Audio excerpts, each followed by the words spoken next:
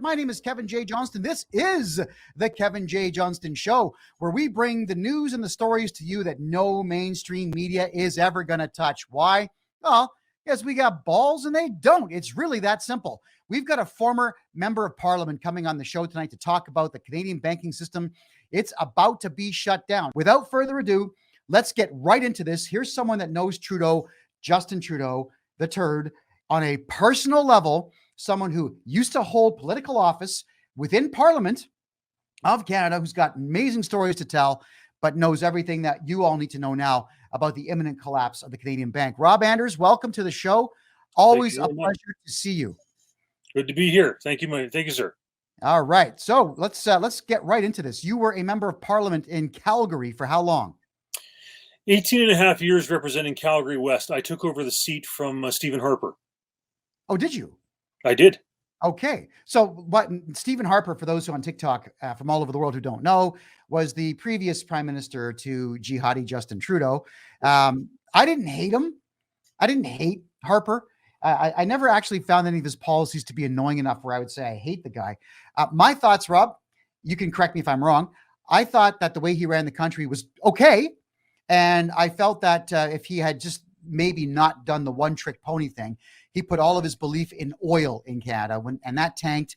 The economy kind of went. Your thoughts? Let me hear your thoughts. Go ahead. I wish Harper had been more of a social conservative.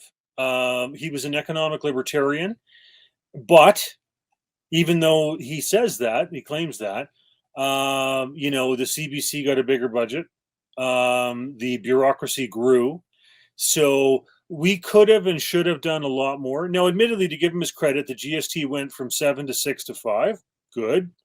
And the taxation levels, income tax, dropped to the lowest level since Lester B. Pearson. But we had ministers like Maxime Bernier and others who actually wanted to cut more of their departments than Harper was akin to.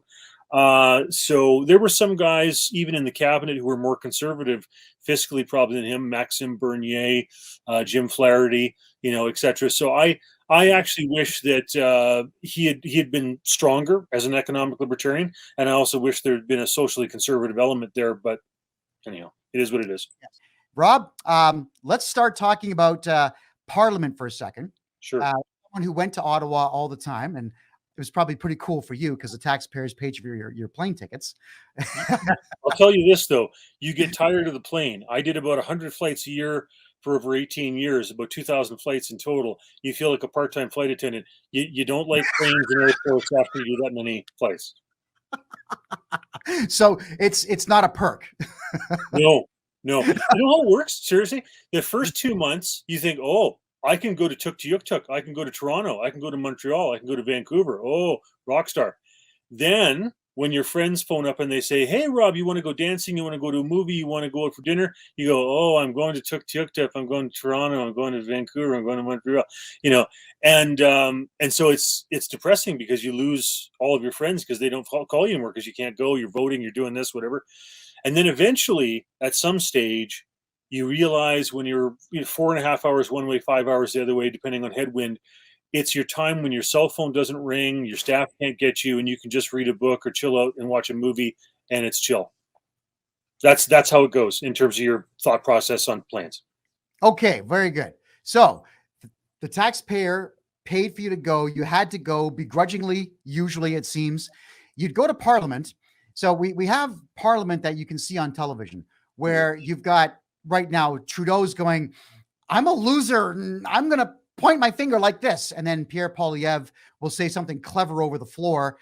Both parties clap for their own party leader. Do any laws actually get made in that argument setting, or is it all done behind closed doors? The way it usually works is that the bureaucrats have stuff they want to advance, regardless of what party's in power. And then they try to sell a minister. And then the minister, depending on whether they're kind of a sharp knife in the drawer or not, if they're not a sharp knife, they just go, oh, okay. And then they bring it to caucus and, try to pass it through type of thing. And if they are a sharp knife, which not all of them are, they figure out there's problems with it, etc. And then sometimes ministers will listen to backbench MLAs who have some knowledge more than they do, maybe on fisheries or whatever the issue is. And then sometimes they'll also listen to stakeholders and groups, and therefore, there can be amendments. But there are ministers who will openly admit to you, and it's honest. It's sad, but it's honest, where they will admit that they don't have the resources to fight their own departments. And I can think of ministers who actually told that to us when I was an MP. So, and there are times when backbench members of Parliament introduce pieces of legislation as private members' bills. You'd be surprised how few do it, and you'd be surprised how many of them don't really have a clue of what they want to bring in. And then so they'll say, for example, do National Tree Day, rather than something useful and meaningful. And it's kind of sad. But there are guys like Ted White, for example. He cranked out, probably dozens of bills. And when other MPs didn't have a thought in their head as to what bill they wanted to bring forward when their number got picked, they would choose one of Ted's. And so he, at any time, probably had a half dozen or a dozen bills debated before the House, and he knew what he was doing on that. So kudos to him. All right, because I have an opinion. Maybe you can tell me if I'm right or wrong. But in Parliament, when Trudeau stands up and says something really stupid, and then Pierre Poilievre stands up and says something kind of clever, and then Jagmeet Singh stands up and says something, I don't know, communist. Is that just theater? Are there? It just seems like theater to me. Go ahead. Question period is entirely theater, and what happens is the day before, people try to lobby for questions. Some MPs, they'll literally clear off people's desks. They'll intimidate them. It's ridiculous, actually, how bad people want to get a question on the roster. And as well, you'll have people working in the office of the leader of the opposition. They'll be tracking stories, figuring out what they think the media is following, what they think is interesting, what they think is going to get coverage. And then, either late that night or early the next morning, they'll assign MP offices questions. When Ezra Levant was coordinating question period, when I first got elected, because I knew him through my debate time at the University of Calgary, he got me up fairly often as part of the snack pack, and that means my French lessons were gone for the day. I was toast, and so the preparing for question period takes the whole day.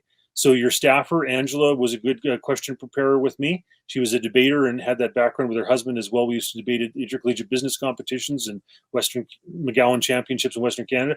So she would help draft the question. We would go and practice it in QP practice with Ezra. They would often make changes to it. You go back to the office, probably skipped lunch because you had to do that. Then you go and deliver it in question period. Then you do the media scrums. And by that point, your whole day is shot. So there's a lot of performance.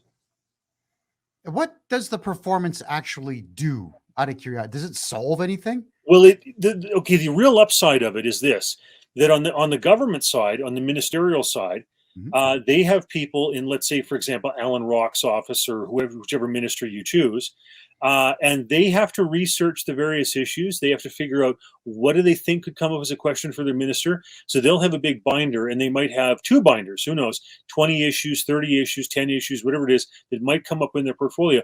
And what that forces the minister's office to do is to pay attention, to see if they can take issues out of the roster by solving them, to come up with answers, to come up with solutions, etc. And so it forces those various ministers' offices to be attentive to what the questions could potentially be and the solutions and how to remove that as a thorn in the side of the minister or the government, if you will. So it actually does serve a valuable purpose in that sense. Okay, so Q&As can help, I guess. That's cool.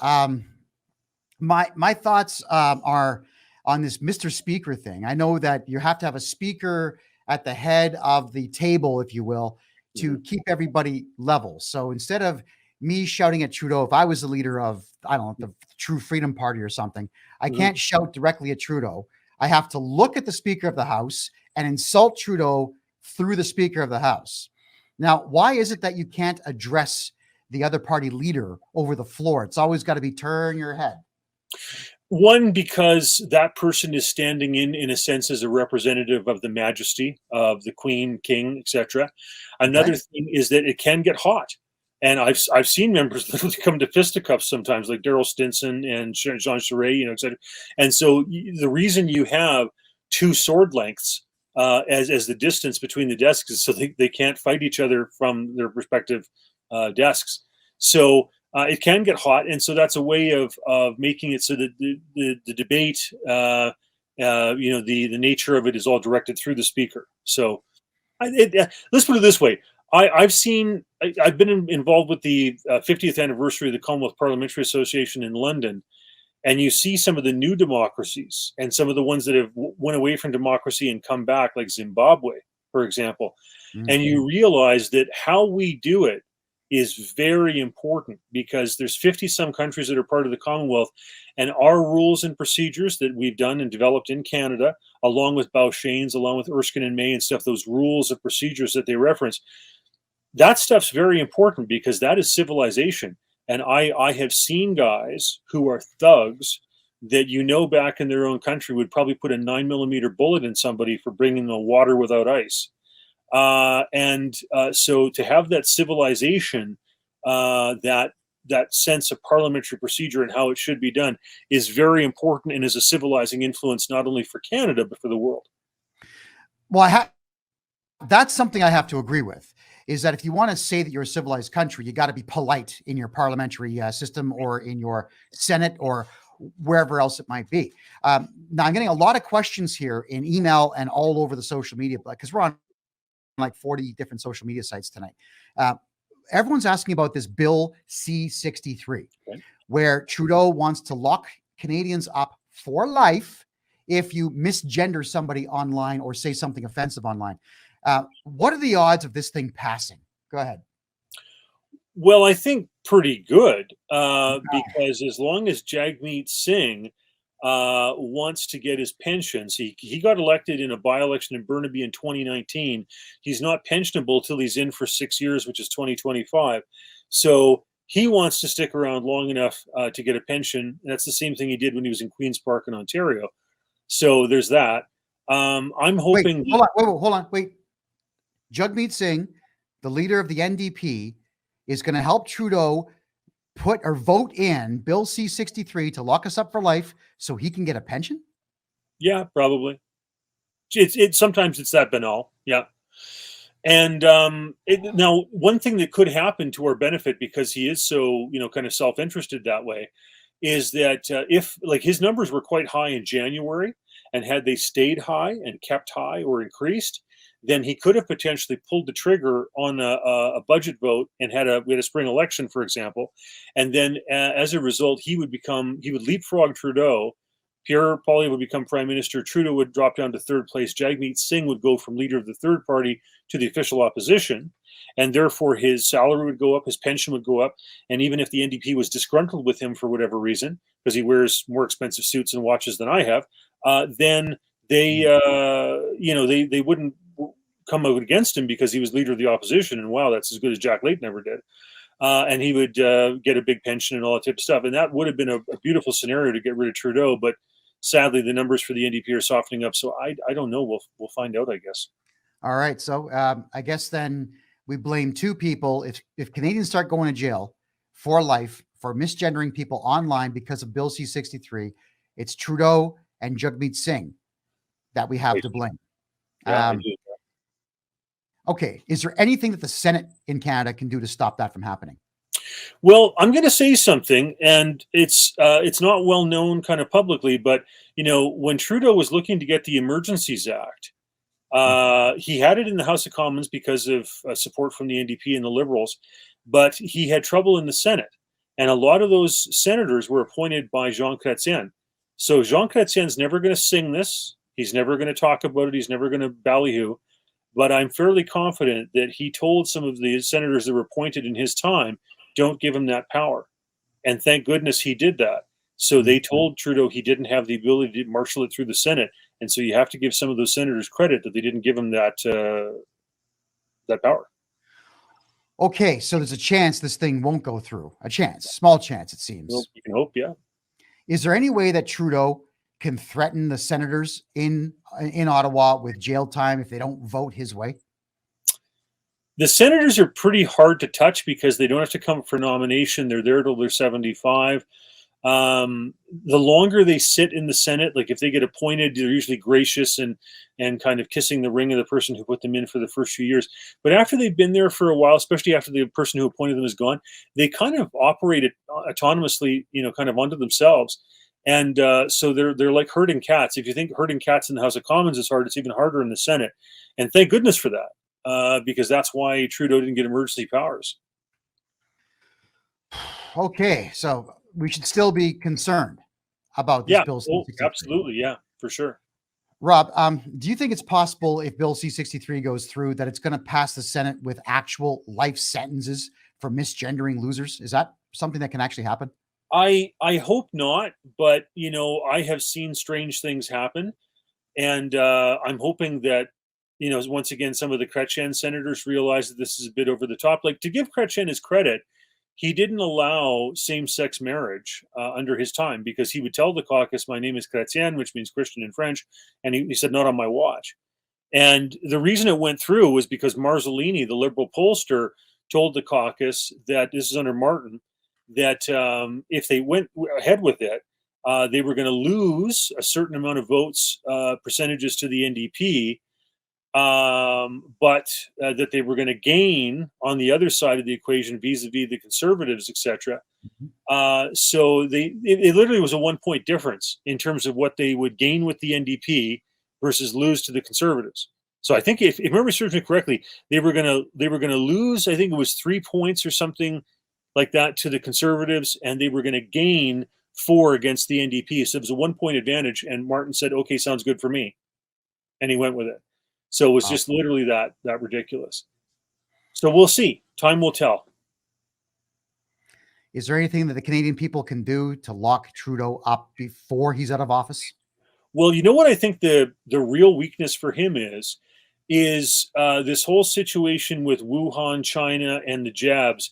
So now, let's say, for example, let's go with what his narrative will be, that he's just too stupid and ignorant to have realized he shouldn't be allowing people with ties to the People's Liberation Army to be in our biohazards lab in Winnipeg. Okay, that's incredibly ignorant and stupid. But let's say he says, I'm just a doofus, I didn't know any better, and people buy it. Okay, that's bad, whatever.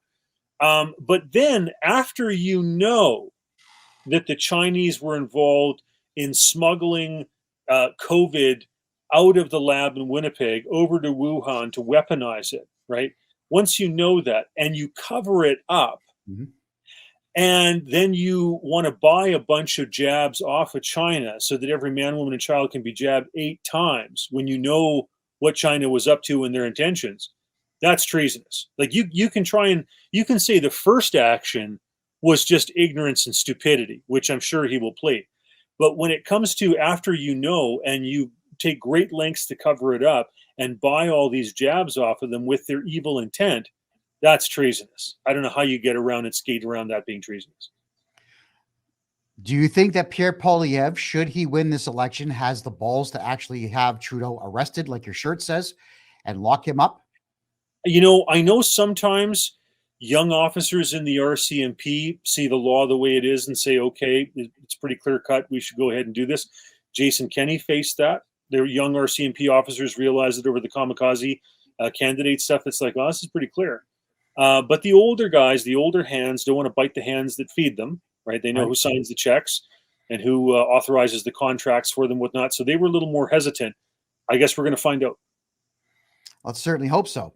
I guess the good news is Justin Trudeau, tried to buy land here in Costa Rica, succeeded in buying a house. Now, it's somewhere on the east side of the country. I don't know where it is yet. It won't be long to figure that out, because I'm sure he'll talk. But El Presidente here would not let him bring his stolen money into the country. Yeah, everybody moves their money here into Costa Rica because nobody can touch it. There's no extradition treaties with Western countries, and there's no bank info sharing treaties at all. So Trudeau thought he was going to bring a couple of $100 million here. El Presidente said nope. So Trudeau says, okay, fine.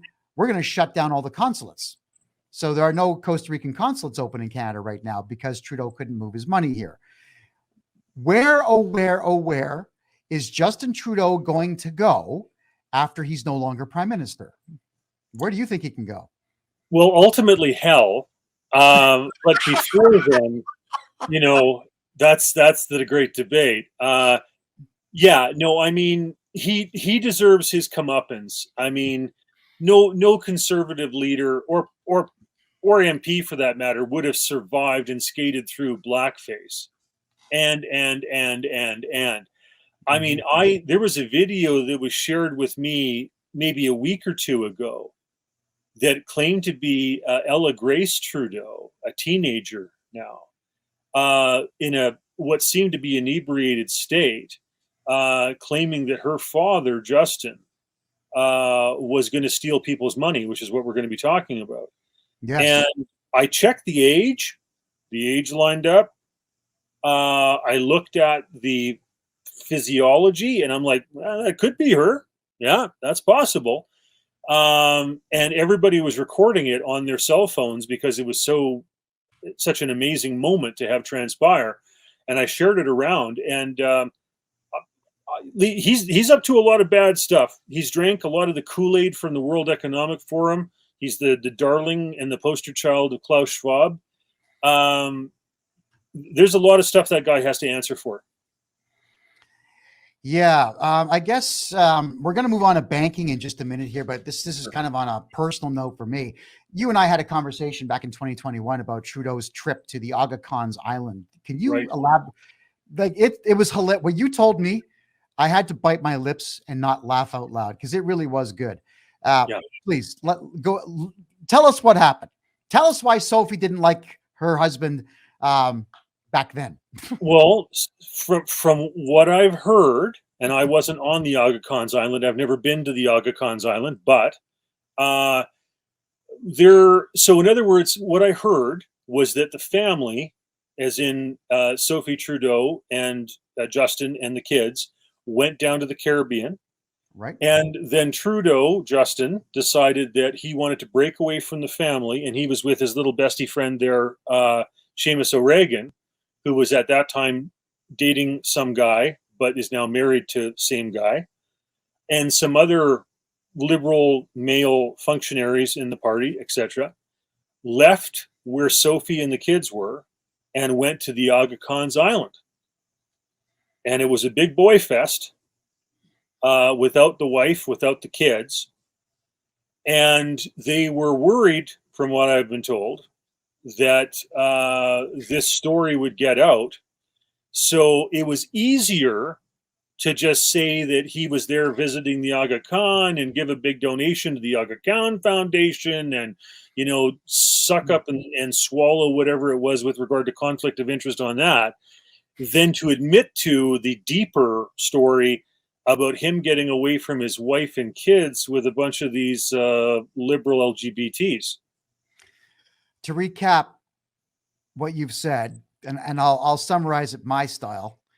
Justin Trudeau, this would have been 2019, was it? Earlier. I'd have to look that up. Yeah, it's a bit earlier than that, I think. So he goes on a vacation with his family, wife and kids, and leaves them to go sleep with men on the Aga Khan's Island, and kind of got caught because obviously people like yourself in Parliament knew about it. Now, when we had all found out about this, I got to ask, why did the CBC or CNN or Fox News not break that story? I mean, announcement, Justin Trudeau leaves kids on beach to go sleep with men. That's a hell of a story. That would have ruined him back then, maybe. Well, you know, sometimes there's a lot of the purple mafia, they call it, that is in the media. And certainly the CBC has a whole bunch of those types. I know I've been hounded with questions by some of those characters over the years, type of thing, with an agenda to push that transgender stuff. So that's a real thing, you know. And when you look at the Parliamentary Press Gallery, for example, on a Wednesday afternoon in Ottawa, there's a whole bunch of those characters up there. So that's an issue, you know. And say, for example, if any prime minister wants to go ahead and cut funding to the CBC, if they have any skeletons in their closet, and there are many prime ministers who have skeletons in their closet, then they have to worry about whether or not their LGBTs working in the PMO are going to compromise them their boss, or their LGBT friends that they hang out with in the CBC are going to compromise the boss, or whatever. So it's sad and it's complicated, and Wow. yeah, it's a mess. And I don't really want to come out here and be really childish about the whole thing, but it is ridiculous that you've got a prime minister who's going to risk everything, his career, his family, relationships with his wife, his kids, the whole bit, to go bang a guy on a different island. Like, just the asininity of leaving your family behind on another island to go and be a fool, and then have to cover up. I mean, how many tax dollars go into a cover up like that? Just like a rough estimate. Any idea? Hey, Eddie? Well, it's got to be, in the significant millions. But I also heard that the We Charity scandal stuff, which was in the billions, not millions anymore, in the billions, that what that was him wanting to pay off his wife to keep her quiet. And so a good chunk of that money was going to be directed toward that, because they built her. The estimates vary between an $8.4 and an $8.6 million mansion in Harrington Lake, aside from the residence that was already there, because she didn't want to be with Justin, or didn't want the kids to be with him. And so, that's another serious chunk of change. We're talking in the tens of millions just for that thing. But that a significant chunk of the We Charity billions was going to go to his hush money type of thing. And like I said, that's huge amounts of money we're talking. Oh boy, that is a lot of money. Ed, any questions before we move on to the real topic of the night? Go ahead. Yeah, I'll try to fly through this. So, hi, Rob. First of all, hey, thanks for coming on the show. Do you actually,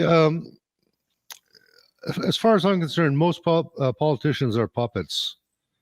I see no, like, I've spoken to, what was that MP there, Kevin, that you had in your area, Mississauga? Ikra Khalid?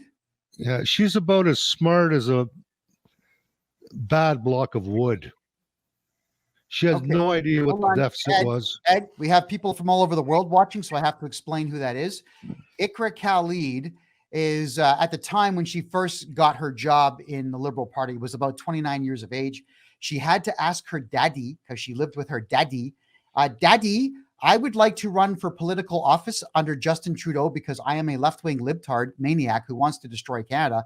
Can I do so and not have to wear a hijab? She had to ask her daddy for permission to not wear a hijab so she could run for political office. And her first act after getting her job was to table Motion M103, which was to quell, which essentially means kill you, if you read the word quell properly, anyone who's Islamophobic without a definition on what Islamophobia is. And then I called her an idiot and a moron, and she read my quote in Parliament to the whole country.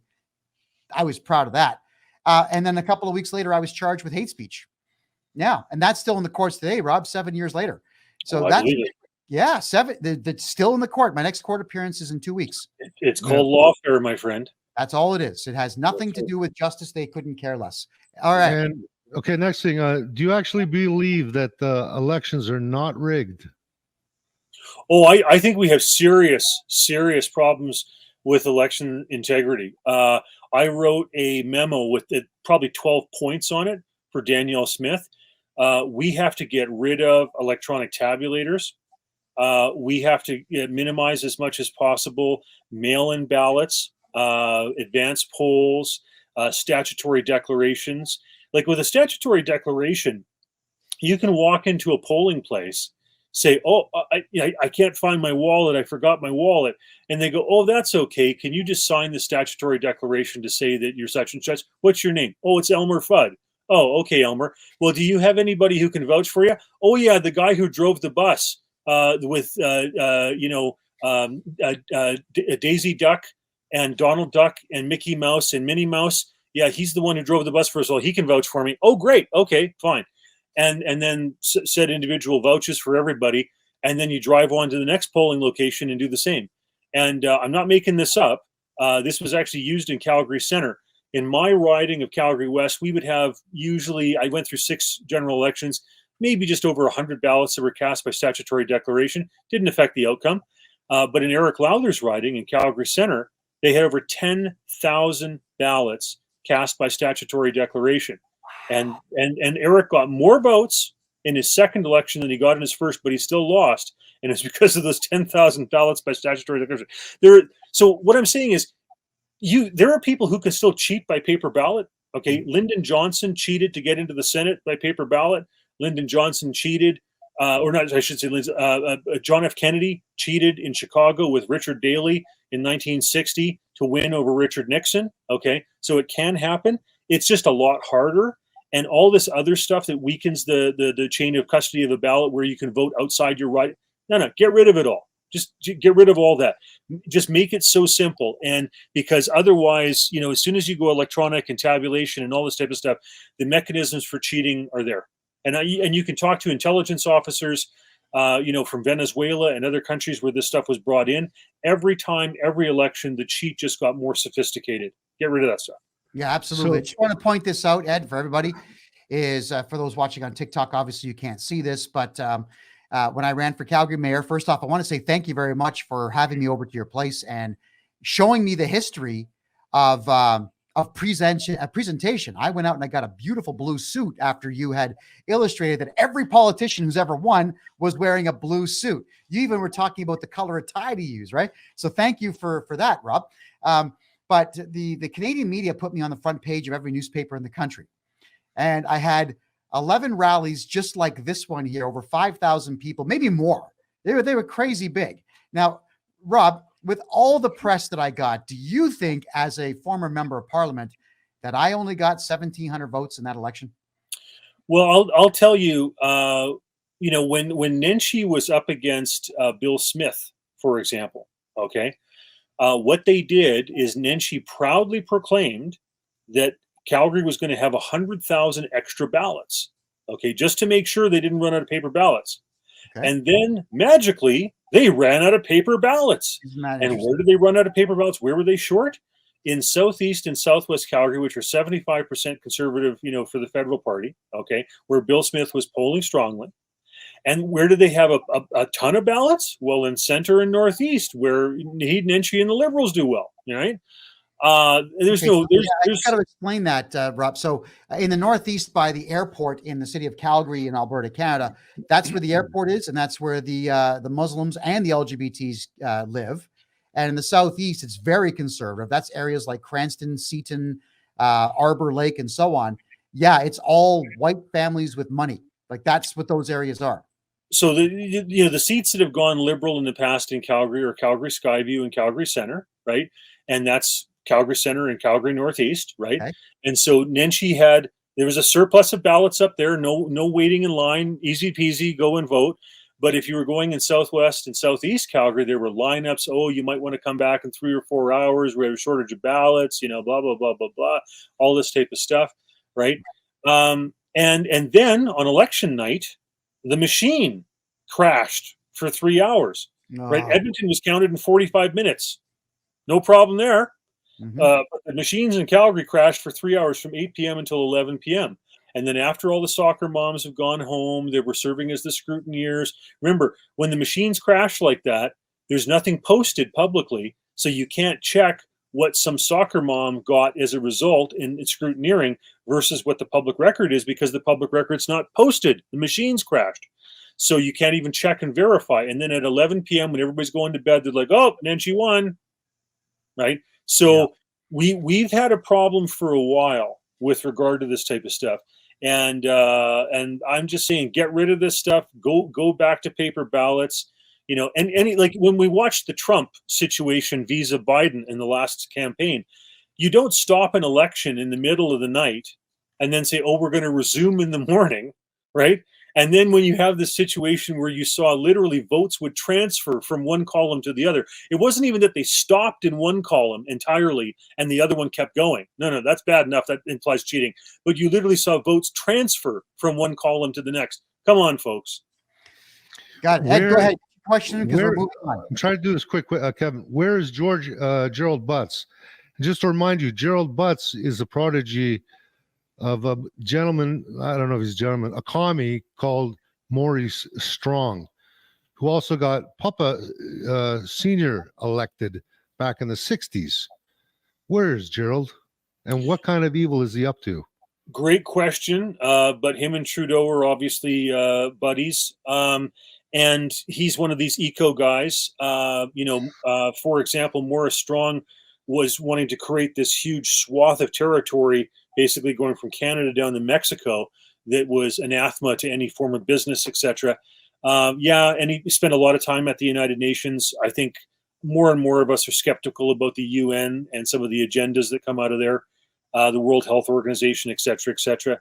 So I don't know where he is exactly, but he certainly was the brainchild for Trudeau's first election bid. Okay, so I just want to also say this to everyone who's watching on TikTok, Rumble, Facebook, DLive, Twitch, Kick, Restream. There's so many out there. I want everyone to remember freedomreport.ca. All right, I'm going to put the logo in the top there. It's freedomreport.ca. This is the Kevin J. Johnston Show, which is every Tuesday and Thursday, 9 p.m. Eastern Time. When in doubt of where this is broadcast, just tell everybody, freedomreport.ca. It'll bring them to my Rumble channel, where I've archived the better part of 1,800 videos, and there's more in other places, okay? So freedomreport.ca brings you to Rumble, which is a very stable broadcasting platform. We're moving on to banking now, everybody. Rob, banking. We're going to talk, though, Ed, we're done. We're moving on to banking. We got to get through this. We have 25 slides to go through. What is it? What? This better be good. I got to ask. Has anyone in Ottawa, specifically in the federal parliament building, ever heard of a document called the Canadian Constitution? And have they ever seen it? Have they ever read it? Do they have even a quarter of the brain power required to even somewhat take a grasp of what it may be or what it applies to? Well, I studied it as the British North America Act in political science in university. But I'll tell you this, though. Most of the MPs don't actually read the bills. That's the God's honest truth. What happens is the only time you'll do a thorough read through of a bill is usually if it's in the clause by clause in committee, the committee that the bill's assigned to between second and third reading. That's usually the only detailed reading that a bill gets. That's the honest truth. So you're saying they're taking money and not doing their job? I think during COVID, it was really ridiculous. Like, at least when I was an MP, you did like 100 flights a year back and forth, and you had to show up for committee. Post-COVID, I mean, it was ridiculous. Like, you could sit at home and do committees, via, what is it, FaceTime or Zoom or whatever they had set up for the parliamentary stuff. I mean, it got lax, and they didn't have to come to Ottawa because they had to keep space and distances and contamination or whatever, it got really light. Okay, so you've heard of the Constitution. Okay, that leaves 337. Have they ever heard of the Canadian Constitution or the North America Act? I'll be honest, I don't think most of them have read through the entire thing or the bills that they vote on. Like, that's just the honest truth. It's only if they do clause by clause in committee where they read through every aspect of a bill they're voting on. That's the truth. Yeah. All right, everyone. So we are they ignore it. Ed, we got to go on to banking. Yeah. Okay. Last question, Ed. Last one. So, no, that's pretty much it. So basically, they're ignoring our Constitution. So it's okay for us to sue them for not doing their job? Well, you're welcome to sue them, but I think what you would find is that the Board of Internal Economy and the Parliament would pick up the bill. So you're in a sense, you're suing yourself, because as long as whatever you're suing them for is in the aspect of them being a senator or a member of Parliament or a minister of the Crown or whatever, it's the taxpayer that's picking up the tab. So you can do that, but ultimately you're paying the bill. Even if we sue them personally and severally. Well, if you sue them personally, it better be something personal as opposed to something related to their job, because if it's related to the job, it'll be picked up by the Board of Internal Economy. So you can't win either way. Got it. Okay. There's got to be a way to get these bastards for being the creeps they are. Well, it's called political organization. All right. Thank you, Kevin. Sorry, I just had to get in there. Okay. No, Ed, we love you, Ed. Thanks. Okay. Yeah, no problem. That's Ed Jamnisek. Ed, leave the buttons alone. I got it. Ed Jamnisek, everybody, who's been my co-host for quite a few years. Ed's a curious kind of guy, but we do have to talk about banking. So for those who do not know who I'm talking to, this is Rob Anders, who's a former member of parliament. And unfortunately for Rob, he's been within 10 feet of Justin Trudeau. And how are his cooties? Did his cooties make you sick? Because when he talks, he makes me sick. Well, I remember when I would watch him give speeches when he first got into the House, and I thought, there's no way they're going to elect this guy. I mean, he has a lisp and he's effeminate. Like, is that really going to work? And it did. I was shocked. Boy, oh boy. Let's talk about money, banking. We have a problem. The Bank Act. Could you tell us what that is? And let's move into everything that people need to know about this. Go ahead. Sure. So we've had a Bank Act in Canada since 1871 for over 150 years. And over time, it's usually had situations where every 10 years or so, it goes through a regulatory review because, things change about banking and they tweak it, whatever. But Mr. Justin Trudeau, special Justin Trudeau, has put in an expiry date of June 30th, 2025, 15 months from now, which means that unless it's amended in 15 months, all the major federally chartered banks will lose their mandates, will lose their charters. And yeah. And I want to kind of, if we can do the PowerPoint, I'll explain how that all interrelates into central bank digital currency. So central bank digital currency is all about control, my friends. And it turns out that it's just a modern tweak of communist theory with digital appliances. So let's go back in history to talk about, I guess, in a sense, what money is. Sure thing. And the face there on the far left is Karl Marx. For some reason, Antifa idiots love this guy. Karl Marx wrote that ridiculous book, the Communist Manifesto, where he was essentially saying, hey, don't work. Yeah, let the state pay for everything for you, but don't work. Where's the money coming from? He was an alcoholic and a wife beater, never had a job, never held political office. He had a friend that funded all of his stupid ideas. And when the British sent out spies to go and meet this guy, they reported that his house was so dirty they refused to sit on his furniture for fear of ruining their trousers. Yeah, I read that stuff. This guy was a maniac, and for some reason, Antifa loves this idiot. So let's move on to our first slide here. Gold. Go ahead. Yeah. So, obviously gold, been around for thousands of years, and we see the Lion of Lydia. We see the early Ying Yuan of China. We've got the gold Darius of Persia, and these go back, before the year zero. By 610 BC, 600 BC, 520 BC. So for thousands of years, gold has been recognized as a form of currency because it's so malleable, because it is so conductive, because it makes for great jewelry, et cetera, et cetera. It's used in semiconductors and whatever today. It's for a long test of time been a form of currency. One thing I did want to say is Silver Gold Bull. It's a massive gold and silver dealer and platinum and palladium dealer in Calgary. And it was explained to me by them that gold, the reason it's so valuable and took over from platinum back in 2000, and I think it's 2008, gold surpassed platinum because there's 5,000 years of record keeping on gold. That a piece of gold would get you a month worth of provisions compared to silver that got you a day's worth, but gold and silver still have 5,000 years of accounting behind them to back that up. So I guess platinum and palladium, we'll see. There's about 30 to 50 years of record keeping on that, maybe. And okay. Some people would also say that gold and silver are God's money, right? Because it's scriptural, it's biblical. Then that also counts because platinum wasn't there. All right. Silver, go ahead. Yeah. So once again, silver goes back about as far as gold does, maybe misses the mark by a few decades, but you have the turtle from Greece, the Karshapana of India, you've got Ionia, you've got the drachma of Greece, the denarius of Rome, so gold and silver go back a long ways. And I would argue that the Pax Romana, like people talk about the euro today, what made sense as far as a European broad-based currency was what happened with ancient Rome, where they had a gold, silver, and copper coin, and that was workable for 800 years of the Pax Romana. But yeah, obviously silver has a great history too. Okay. There's copper. These are a couple of copper coins. That's right. So, we got rid of the pennies because we decided that it was too expensive. But in Canada, anyhow, I fought that decision, but I lost.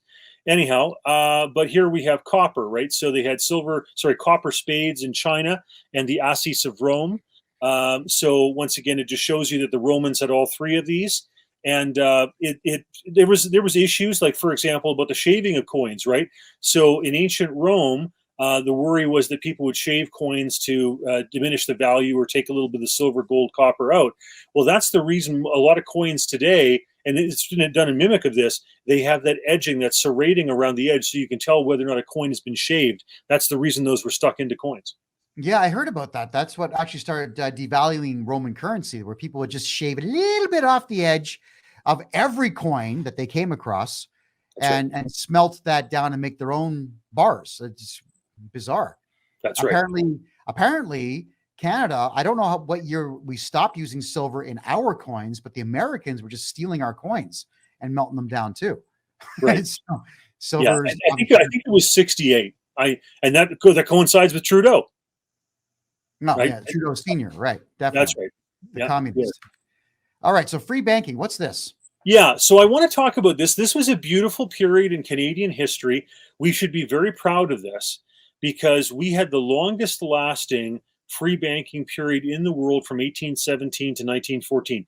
So in 1914, a lot of governments around the world wanted to pay for the war, the First World War, and so they printed currency like it was going out of style. They delinked themselves from gold and silver in order just to be able to pay for the rack up the debts. But Right. From 1817 to 1914, what free banking was we had over a dozen, maybe as many as 20 banks in Canada that, as long as they had enough gold and silver, they were able to issue their own currency. So we didn't require a central bank at this time, right? I mean, yeah, you can, like, the central bank can set rules. They can say, for example, that you have to have 3% of your assets, Right. that are held in gold or something like that. But it was a much more libertarian, much more reciprocal relationship that was controlled by the private banks themselves. And so, our currency at that time was tradable and equally accepted in the UK and in the Caribbean, because we had this interesting triangle trade relationship where, there'd be rum in the Caribbean and there'd be fish in Newfoundland, and in the east coast of Canada and Halifax, and then, refined products like linens, etc. in the UK. But yeah, our currency was the best it's ever been at that time. Yeah, and I'm looking at some of these things here. You've got in the top right corner the Bank of Nova Scotia. So one province had its own bank and its own money. Looking down there, you've got the Merchants Bank of Halifax. So a city could issue its own money. That's pretty cool. What else do we have there? International Bank. You got the Exchange Bank.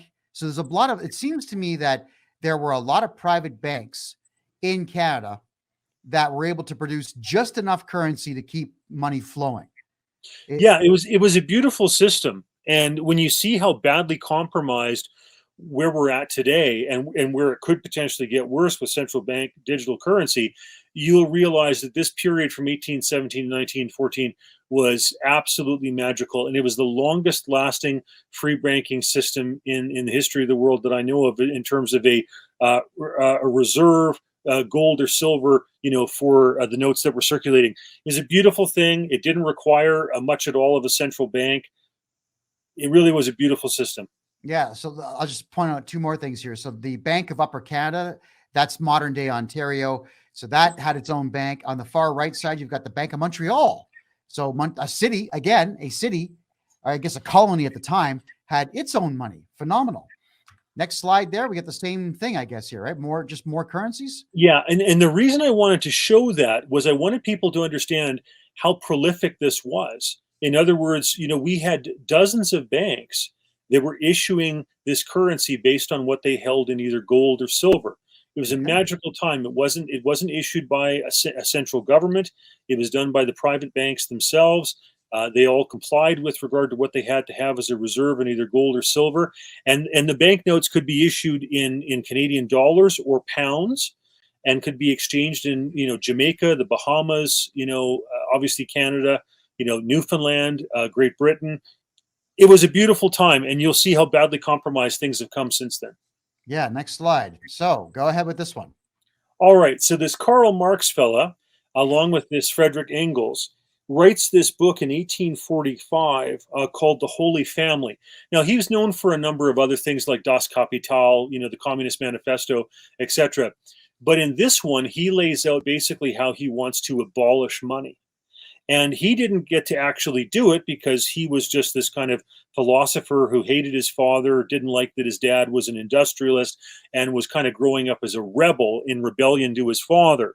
But we'll see next where this comes to when Lenin seizes power in the Soviet Union. And, oops, hold on there. Kaboom, there we are. Go ahead. All right, so obviously Russia enters World War I, as does Germany, as does Canada, a whole bunch of other countries, Turkey, etc., whatever. And they obviously end redeeming a currency because everybody wants to be able to pay for all this stuff. So then what happens is they have the October Revolution.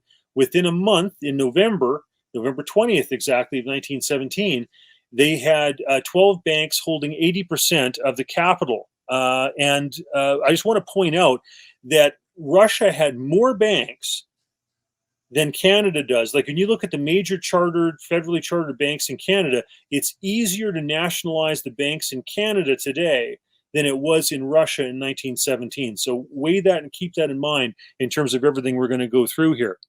But they started to restrict, people's withdrawals, which is what happens often when you have a run on currency, etc.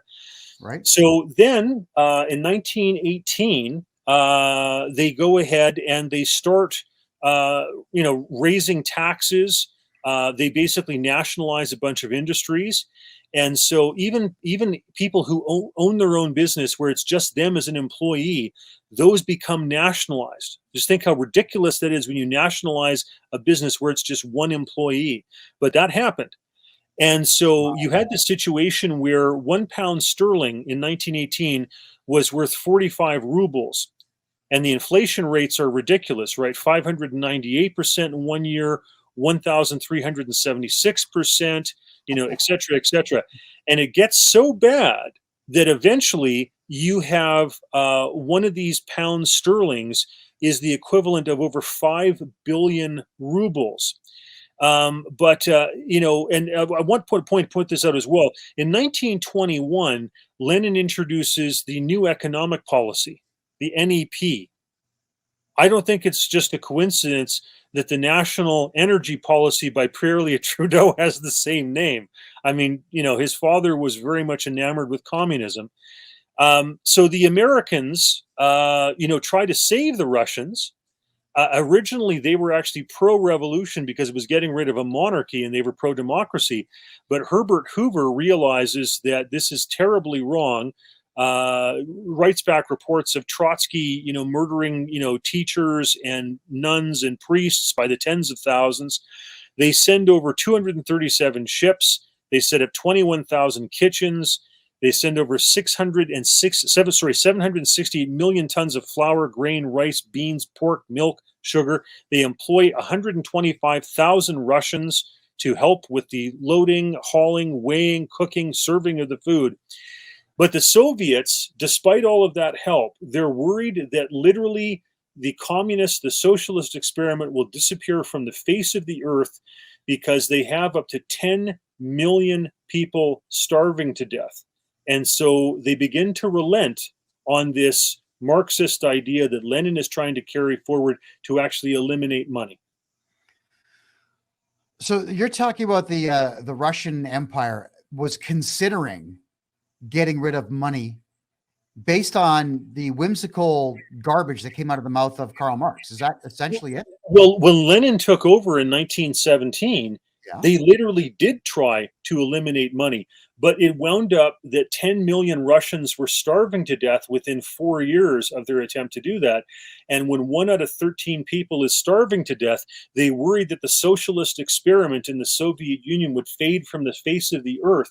So they got so desperate that they actually, by 1921, began to mint And nobody trusted them because the Russians were so destitute. Nobody trusted them to mint their own silver coins. They had the British do it because the British were trusted with the pound sterling. Everybody thought the Russians would put out tin or zinc or something like that. So they had to get the British to mint their coins because nobody trusted them. Just a quick question here is, what exactly did Lenin think that he could replace money with? Was it units of labor? They thought that if they printed up enough currency, and they literally had their printing presses running day and night, and he talks about that. He gives quotes about that, how they were going to destroy the value of money by using a combination of inflation and taxation. Okay. And so that the average Russian peasant would think that 100 ruble note was absolutely worthless and wasn't worth the rags that it was used to print on. And they thought that by doing that, the only thing that would matter at that point when that was done was to destroy money and destroy capitalism, was that the capitalists wouldn't have any money anymore. And the only thing that would matter is a unit of labor. So a plumber would have, an hour of his labor, and a brick, layer would have his unit of labor, and a farm laborer would have his unit of labor, et cetera. And that therefore everybody would just have units of labor. But it wound up starving people to death is what it did. That's still money because someone has to keep a ledger. Yeah, of course. Yeah. And it's more complicated. Yeah, way more complicated. Okay, let's bump to our next slide here. And there he is. He's still in the Kremlin, is he not, this guy? That's Vladimir Lenin? Yeah, they still have his body embalmed. And Lenin said the way to crush the bourgeoisie is to grind them between the millstones of taxation and inflation. And let's face it, folks, Mr. Trudeau is plenty familiar with taxation and inflation, and you have to worry about where he's taking stuff. Well, Justin Trudeau is doing today exactly what Lenin did in the Soviet Union. Actually, it was Russia back then, but yeah, I mean, that's exactly what's going on. They're carrying out this plan, folks. It's just that rather than using the ruble notes of the 1920s, they're trying to transition to this digital currency, and I'll explain how dangerous that is. Yeah, we're going to get to digital currency throughout the slideshow here. Yes, Ed, you they also did this in the Spanish War, did they not? Around the same time. Well, a lot of countries, when they go into a war scenario, they pull out of something that's pegged to gold or to silver or anything else that's real, copper, oil, whatever, and they just start printing money. And what's worse about central bank digital currency is you don't even have to run printing machines. You just press a button. You don't even need to print paper. It's worse. It's actually just the press of a button. It's electronic. It's faster. It's more inflationary. It causes higher interest rates. It's worse. Yeah. Okay. Next slide. What happened? There we go. Go ahead. Hundreds of thousands of ruble notes are being issued daily by our treasury. Go ahead. Yeah. This is a quote from Lenin. This is done not in order to fill the coffers of the state with practically worthless paper, but with the deliberate intention of destroying the value of money as a means of payment. There is no justification for the existence of money in the Bolshevik state, where the necessities of life shall be paid for by work alone. Wow. Yeah. Does any of this sound familiar, Canada? Does this maybe sound like something that jihadi Justin Trudeau is doing right now? Rhetorical question, but not really. Okay. Next slide. Experience has taught us, this is Lenin yet again. Experience has taught us it is impossible to root out the evils of capitalism by merely confiscation and expropriation. For however ruthlessly such measures may be applied, astute speculators and obstinate survivors of capitalist classes will always manage to evade them and continue to corrupt the life of the community. The simplest way to exterminate the very spirit of capitalism is therefore to flood the country with notes of high face value without financial guarantees of any sort. Okay. That's also a problem. It sounds like what's being done right now. Trudeau prints and gives away, what was it now? $2 trillion so far. How could a population of about 41 million, maybe 41 million, ever pay that back when Trudeau not only printed all that money, gave it away, but then shut down the plastics industry and the forestry industry, Oil industry. oil. I think we're about Oil 5% of our production of oil right now. Plus, on top of that, he's essentially giving the Chinese our fresh water. They're towing our fresh water across the Pacific Ocean behind ships with these massive bladder bags. You know, the ones you jump on and someone goes flying up in the air, except they're longer than the actual ships that are towing them. That's our fresh water, and he's essentially just giving it away. Wow. Yeah, I remember when I first got elected, the debt at that time was around 650 billion. And I thought to myself, as a young member of parliament at the time, I thought, I wonder if in my lifetime it'll cross $1 trillion. Justin Trudeau's added easily $1 trillion just by himself. As far as I remember, the previous Prime Minister, Stephen Harper, it took him the better part of what was it, 2 terms or 3, that to have $10 billion in a surplus, which Justin Trudeau rifled through in less than 2 months. And what the hell did he buy? Because with this $2 trillion of debt that we're talking about here, Rob, there's no new highways, there's no new airports, there's no new waterways, there's no new wind farms that are government funded. There's nothing to show for any of that money, not even a space program.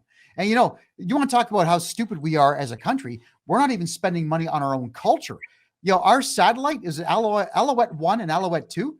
Those things are in the Smithsonian Institute in Washington, D.C. at Dulles International Airport. I know, I saw them. We don't even have our own satellite, the first one we put up in space, in our own museums. So no wonder the Americans were always number one in the world. They know how to market themselves. At least they had that. We have none of that. It's a very, very sad situation, and it could get a lot sadder yet. I think it's going to get a lot sadder soon, but let's keep going on these slides. Go ahead. And so Lenin continued on to say, already even 100 ruble note is almost valueless in Russia. Soon even the simplest peasant will realize that it is only a scrap of paper, not worth more than the rags from which it is manufactured.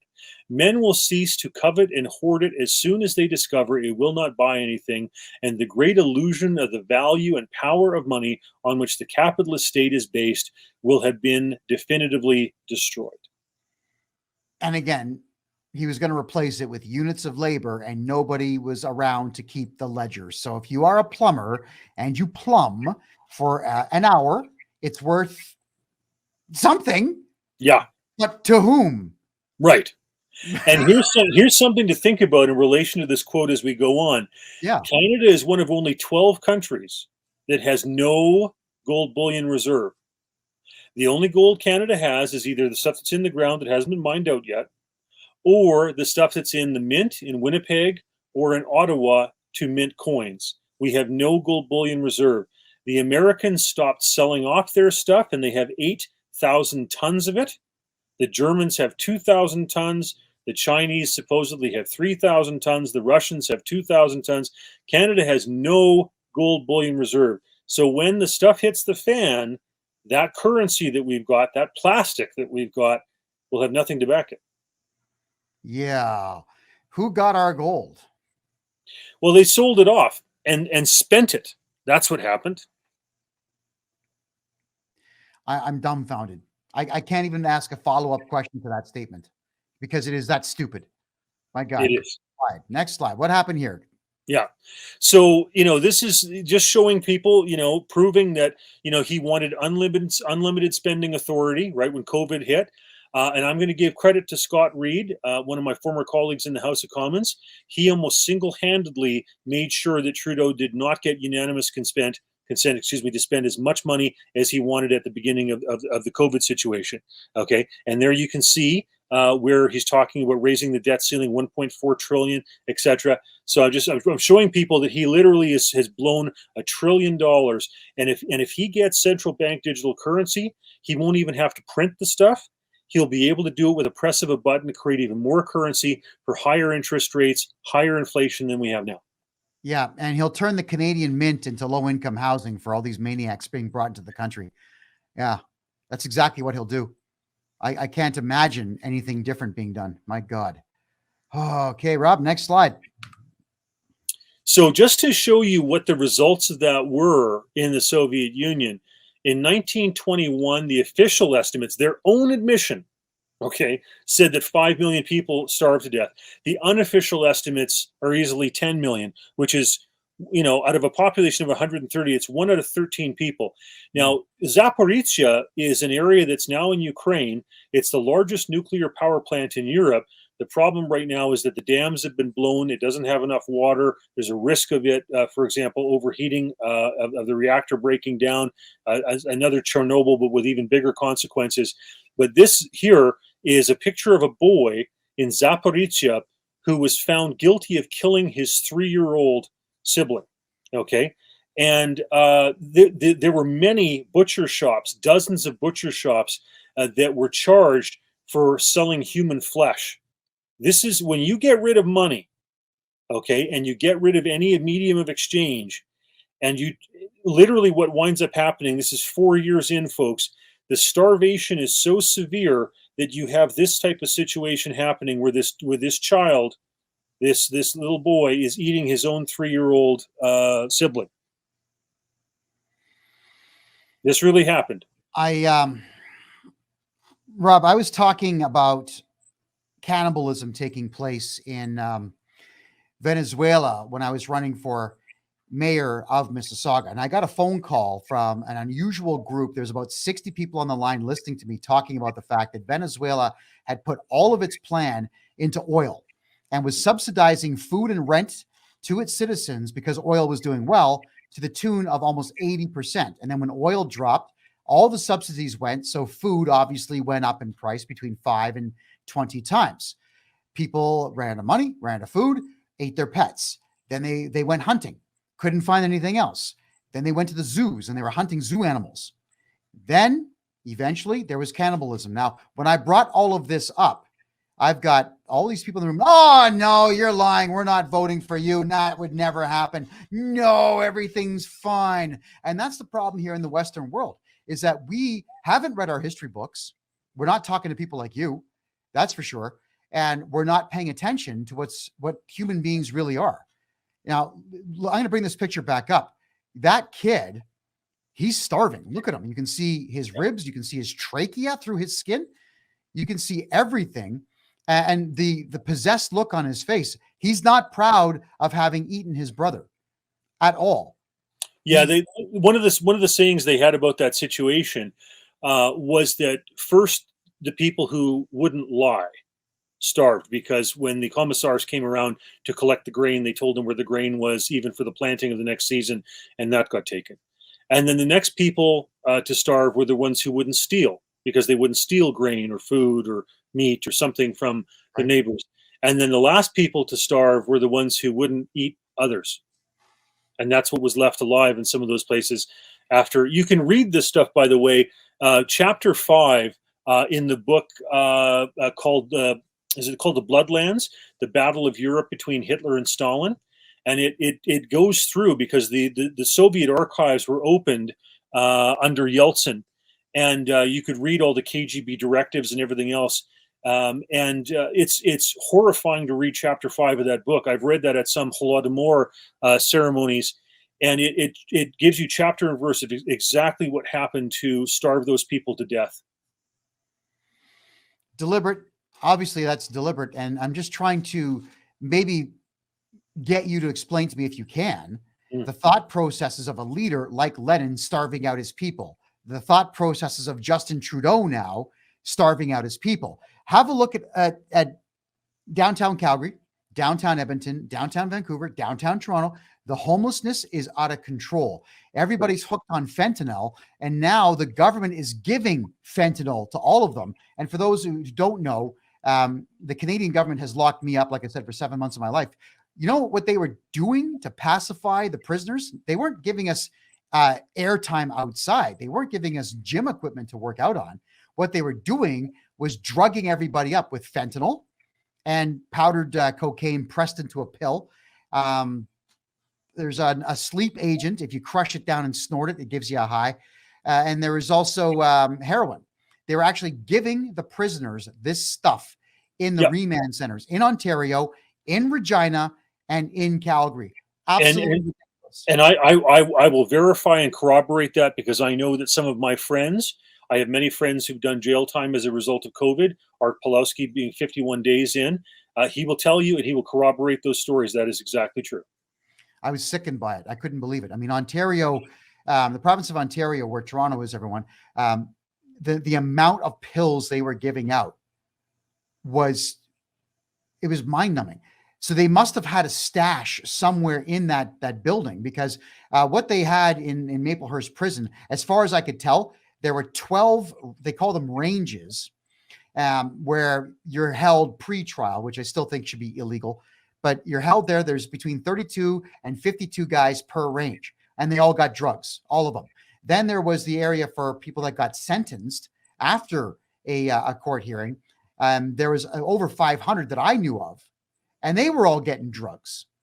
But if you were caught with weed, like just marijuana, if someone smuggled that in, usually the guards do that for you. If you got caught with smuggled weed, you went to solitary confinement for 2 weeks. So what's the difference between weed and fentanyl? Why are they weed smokers? You know what I boil it down to, and it answers a lot of questions? Control. You ask, why does a Justin Trudeau do this? Why does a Klaus Schwab dream about it? Etc. It's just control. These people are control freaks that don't like freedom and don't like you making decisions for yourself. It's about control. Yeah, it's sick. And if anyone out there who's thinking about investing in Canada, don't bother. What's the point? There's nothing left. This is what we all have to put up with. To remind everyone who came in late, I see our numbers grew over the last hour.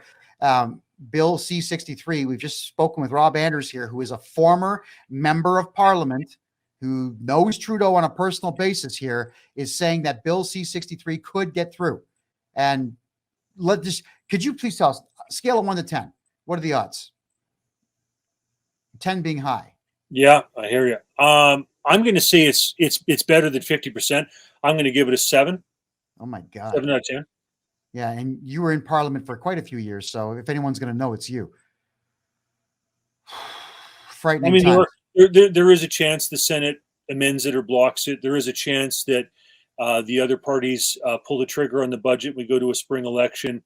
There is a chance that there's backbench MPs inside the Liberal caucus, the Ontario caucus, who voice concerns about this and don't want to go forward with the Atlantic caucus is more socially conservative. So there are some of those chances, but I'm going to give it a better than 50% chance. I'm going to go as high as 7 out of 10 to say that this passes. That's unreal. By the way, everybody watching on TikTok over here, could you please just go rapid fire 2 fingers like this and just keep liking this video? It really does help the algorithm get me found. If you like this kind of content, we're going to bring more of it, but you got to give us likes. We got 7,000 likes right here. Let's get to 20,000 before the end of the show if we can. Just rapid fire. Everybody watching on Rumble, I notice you haven't all pushed the like button yet. If you're watching on computer, it's right below where Rob's face is right now. Just it's a thumbs up. Just go click right on top. That also helps. We're getting really good numbers these days on Rumble because we've been getting so many likes. So I do appreciate that in its entirety. We have another slide that we have to go to here. We got a few more of these. Let's bring this back up. It's a very, very disturbing photograph, and I feel horrible for anyone who's ever look. And I also want to point out to people that they think, oh, well, that's a century ago. In North Korea in the 1990s, 3 million people starved to death. Right? In Venezuela, people are going through other people's garbage, as you say, starving, cannibalism. Like this isn't just 100 years ago, folks. And when you look at where this plan could take us, let me tell you, this is not far away if we keep on this track. Yeah. Sorry. And, don't forget also, if you ever hear the term long pig, that's the Asian term for human meat. So decline it. All right, guys, decline it. Ed, what's up? Is this slide referring to the Holodomor that happened in the Ukraine? The Holodomor, yeah. So what happened was about 4 million people starved to death in 1921. Okay, but then in 1932-33, there was another 7 million people that starved to death. This stuff, and I'm talking about in 21 here, this is a lot of it related to the collapse of the money and the currency. The one that happened later was a much more targeted genocide against kulaks and Ukrainians, the farmers that were holding out against the Soviet Stalin. Yeah, so this is why I always refer to communists as those murdering scumbag communists as opposed to just socialist communists. Let's call them what they are. They're murdering scumbag communists. Let's be real clear about this. Well, Trudeau. my family was over in that neck of the woods previous to World War One, and then with everything that happened in 1917, they left, and we had our horses, our granaries, our lands all taken from us, and left in the middle of the night, crossing over the battle zones, over the front lines. Yeah, my family, my mom's side also lost property in former Yugoslavia after the Second World War, and my mom's uncle came to Canada right after the First World War because former Yugoslavia was left decimated, and before it had been quite the thriving economy.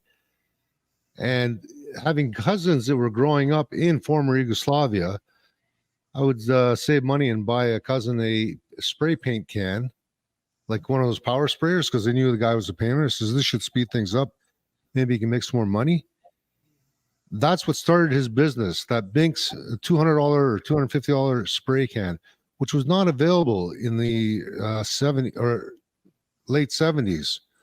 Just couldn't afford it. But once he had that gun, the compressor, he was able to start spraying, and he became self-employed after that.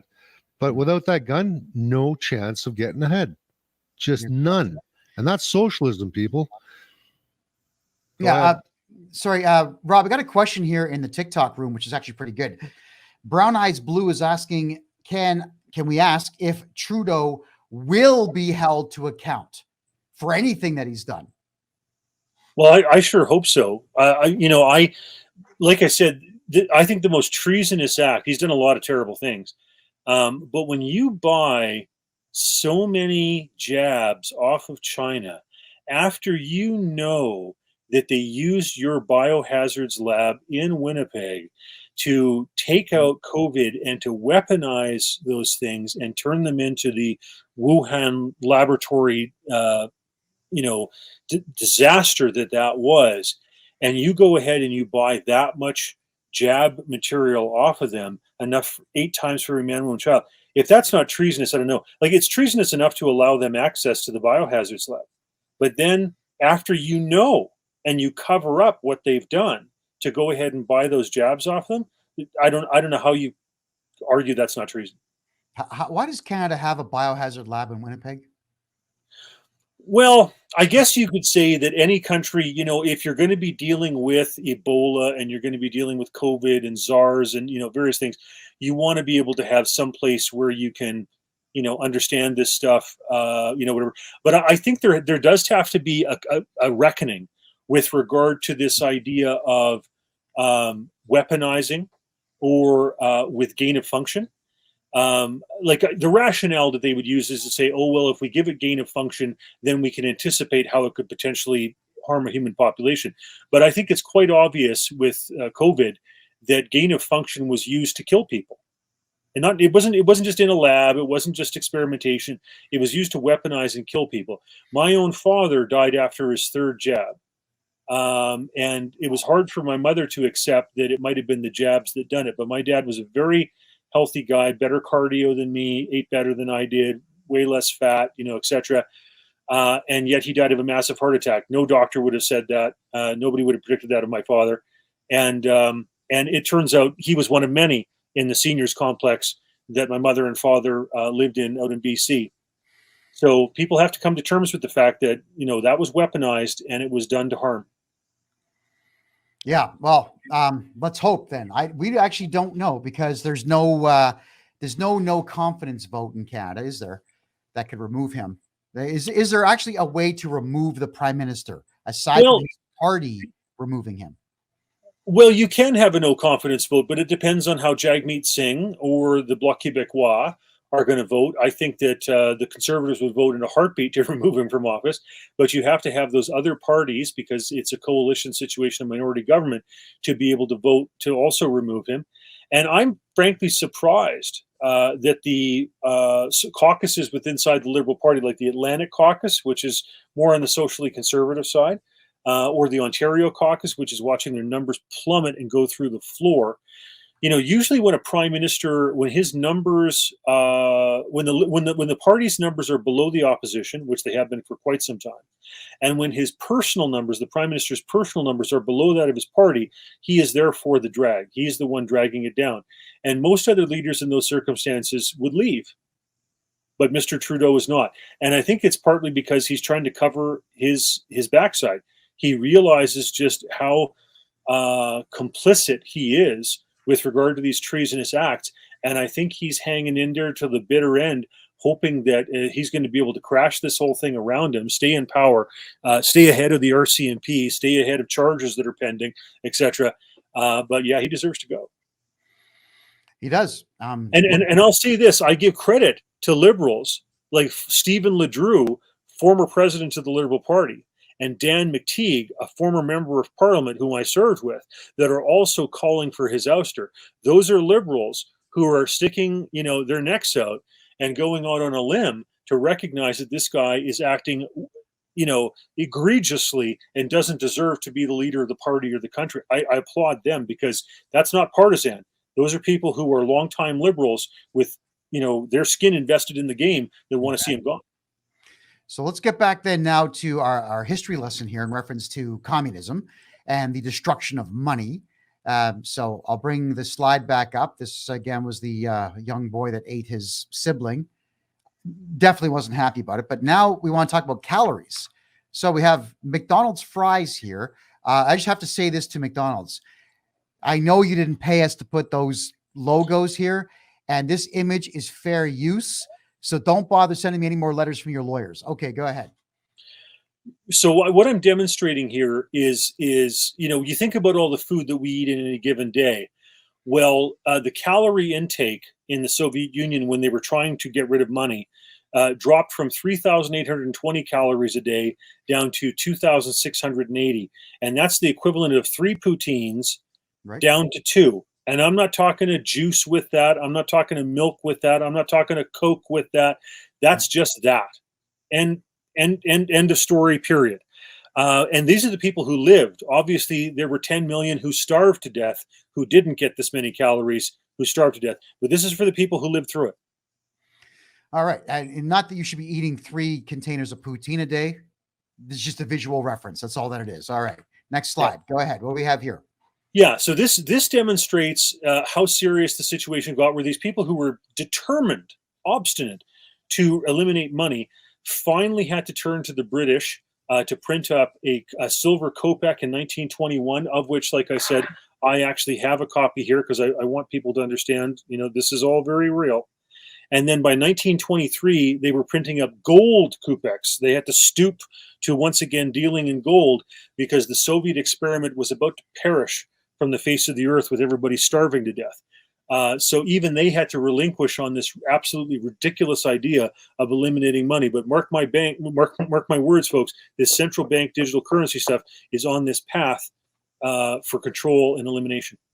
Yeah, we're actually going to be a bit more in depth about that. So let's finish off our slideshow here and talk about digital currency. All right, we got Trudeau kissing somebody in the top left corner. Who's that? Oh, that's Fidel Castro. No, his daddy. His father. There's Fidel Castro and Justin going in for the hug, and Margaret Trudeau looking fondly on as the two of them embrace. Pictures speak 1,000 words, folks. I'll let you make your own judgments there. No, I'm going to say it. You don't say it. I'll say it. Look at the love in Justin Trudeau's mother's eyes in this picture, looking at Castro. She had to have slept with him, man. Like this the kid looks like him. Now, we also remember that Justin Trudeau's parents, Pierre Elliott Trudeau, who was the prime minister twice, he and his wife, they were weirdos, drug users, and swingers. And Trudeau would parade his wife around. Did she sleep with Mick Jagger and the Rolling Stones at Club 54 in New York? I understand that there's Mick Jagger. I understand Geraldo Rivera. There were Moroccan artists. Like I think there's a bit of a list there.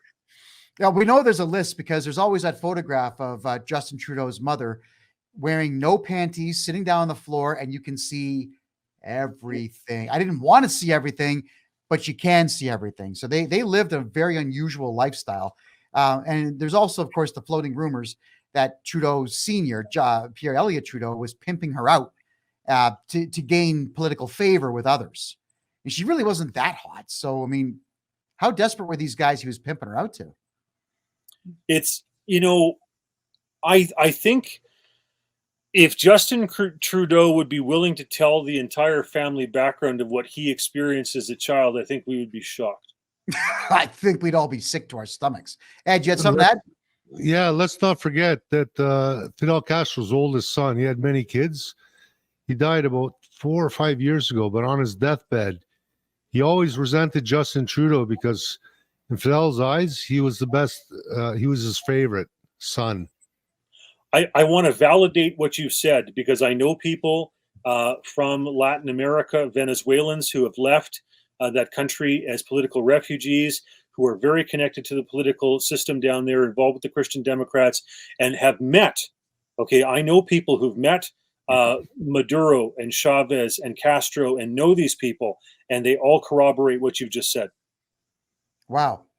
And the mainstream media won't cover any of this stuff. Nobody on the left wing will cover this stuff. And the weird part of it is the radical leftist LGBTQs out there, they want everyone to be gay. Trudeau comes out and says he is gay, and we know about his mother's escapades. You figured that they'd all be proud to talk about this stuff, and they're not. It's everything just a big scam. Everyone's hiding everything all the time, and the only people that lose are the Canadian people who actually care about their country. Yeah, he's engaging in some profoundly unpatriotic acts, whether it's trampling grandmothers in Ottawa, or what he's trying to do with central bank digital currency, or buying the jabs off the Chinese when you already know they were weaponizing that stuff in Wuhan. There's the list just goes on and on. Well, it goes on too. It's not just diseases that he was selling or giving, I guess, to China, and not just water he's giving to China. But people don't know this. The Native Indians, they reintroduced the fur trade again up in the Northwest Territories. I remember this. It's been going on for 25 years now, because I remember seeing the original insurance bid to send beaver meat and beaver skins and beaver tails to China. There was 3 insurance companies. Zurich Insurance in Toronto was one of them, trying to actually get this bid. And of course, the government was flipping the bill for the whole thing. So we're just giving everything away. Canada gives away its wood to China. China mills it into pressboard or plywood and sends it back to us and sells it back to us. Why are we not milling our own wood? Rob, what's going on? So something to add to that, the Canada Wheat Board, farmers in Western Canada were selling wheat to the Canadian Wheat Board below world market prices. And then Paul Martin had the exclusive contract with Canada Steamship Lines to take that Canadian wheat bought below market prices to sell and transport to China. Okay. So he was benefiting out of that. The company was benefiting out of that. And Canadian farmers were going to jail because they wanted to get fair market value for their wheat. And I remember I worked at the National Citizens Coalition, and we were helping those guys with regard to some of their expenses and legal bills and whatnot, where they were fighting that. And that was just a travesty that Canadians were having to sell wheat below market prices, forced to by that monopoly, by that legislation, and jailed if they didn't, to subsidize China. Yeah. And Paul Martin, who was the previous prime minister, like a few prime ministers ago, he reflagged his ships to, was it Cuba or was it Panama? So he wouldn't have to pay all the additional fees entering Canadian waters. Yeah, he had his ships. I think it was, I'm trying to remember which country it was now. But anyhow, he flagged his ships outside of Canada to be able to save money, and so he didn't have to pay Canadian rates. That's right. Wow. So there you go. A prime minister was stealing wheat from Canadian farmers, jailing them for complaining about it, selling it to China cheap, and Canada got no benefit from any of that. My God. The older I get, so when you look at these pictures of Justin Trudeau, either hugging up to Fidel there, or to the Chinese communist dictators, do you trust him? Fundamentally, do you trust him with this stuff? And I'll show you, where this stuff is going in terms of central bank digital currency. Yeah. Let's do that right now. Moving on. Go ahead. Okay, so let's talk about China, because it's a big factor in this. They used to have these, paper yuans, right? Right. But the problem in China, okay, is that their own people don't trust their government. So in China, if you've got some money, you would rather buy a piece of property in Vancouver, not live in it, and have it sprout weeds than you would rather put your money into the Chinese banking system because you don't trust your own government. That's why the Vancouver market is as bizarro as it is, because there's all this money that's flooding out. Anytime that China sets its currency up on a free-floating thing, on a forest exchange, where it can float with the other currencies, money floods out of that country because they don't trust it and they want to get it out. Okay, so China loves central bank digital currency because if you only have a currency that's issued by the Chinese government, and nobody else has a free float on this, and you only have a currency that's controlled by the Bank of Canada or FedNow with the US Treasury, okay, they all set their rates for their exchange rates. There's no free exchange. There's no cash. You can't go to a taxi cab driver in Shanghai or Beijing or Ottawa or Washington and exchange it for different than the government rate. So dictators love central bank digital currency because it allows them to fix the rates with all the other central banks, and that's it. There's no private flow of this stuff. And so when you look at China, for example, they fear Bitcoin, right? They want to peg it to other things with other central banks. And in China, if you go ahead and you criticize the government, it'll affect whether or not you can apply for a government job, your pay. Can you get plane tickets, train tickets, bus tickets, face fines? The government can expose expiration dates on your money, saying that within 6 months, your digital yuan will disappear unless you invest it how they want you to invest it, etc. This system is now being brought into other countries like Nigeria that were trying to do their digital currency, and then as it fails because people don't want to adopt it, they go, no problem, we're going to put you on the Chinese digital yuan, right? These are the people ultimately who are driving this stuff, and Justin Trudeau is complicit. Oh, completely complicit. I mean, well, Biden is complicit as well. New York City has already implemented 15-minute city cameras to bill cars something like $24 just for driving into Manhattan. And in the city of Edmonton in Canada will be the first official 15-minute city. I drove around that entire city taking photographs of all the camera balls and all the infrared balls out there that can take pictures at night, and posted it everywhere. Now, I got arrested for that.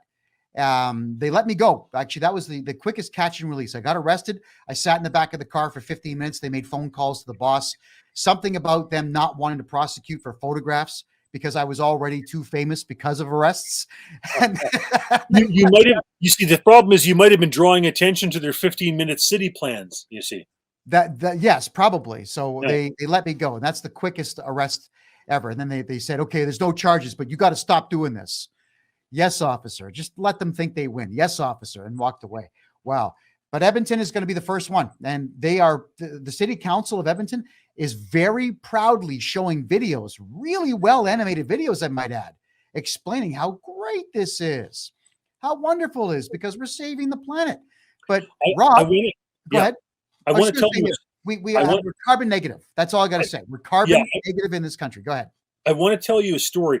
I remember sitting on transport committee meetings in Ottawa. Now, my father was excited because he was a choo-choo guy. He worked for CN Rail. So he was excited I was on transport. For me, I found it boring. But I will say this, that was the first time I ever heard about smart cities.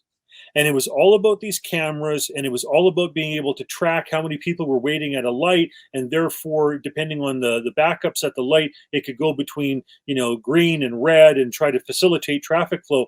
And I remember listening to this stuff because it was all about traffic flow and efficiency. And I thought, why would we go through this massive expense to put in all these cameras to do all this? This sounds like big government, Orwellian, big brother, expensive, controlling.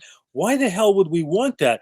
But little did I realize that the cameras would eventually be able to track individual license plates and be able to ascribe fines to people who drove too much, used too much gasoline, went into London or, Edmonton or New York or whatever too often, etc. But I remember thinking at the time when I first saw it, I thought there's something nefarious and big government and evil about this. And of course, it was worse than I imagined.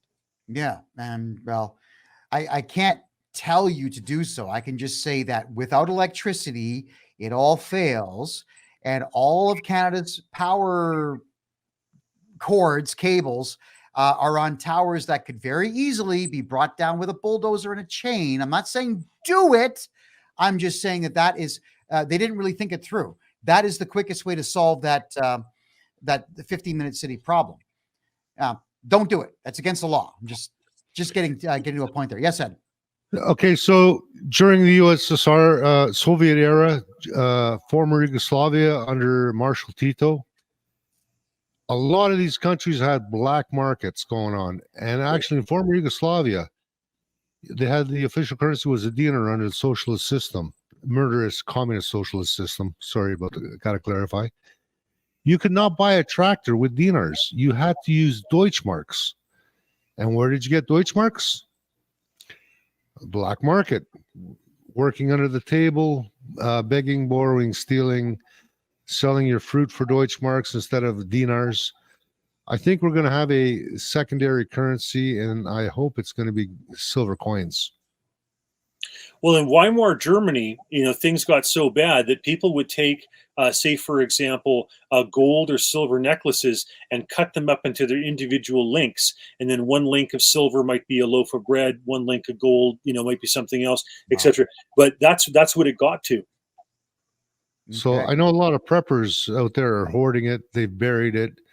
And I'm sure one of them will admit to owning a single piece.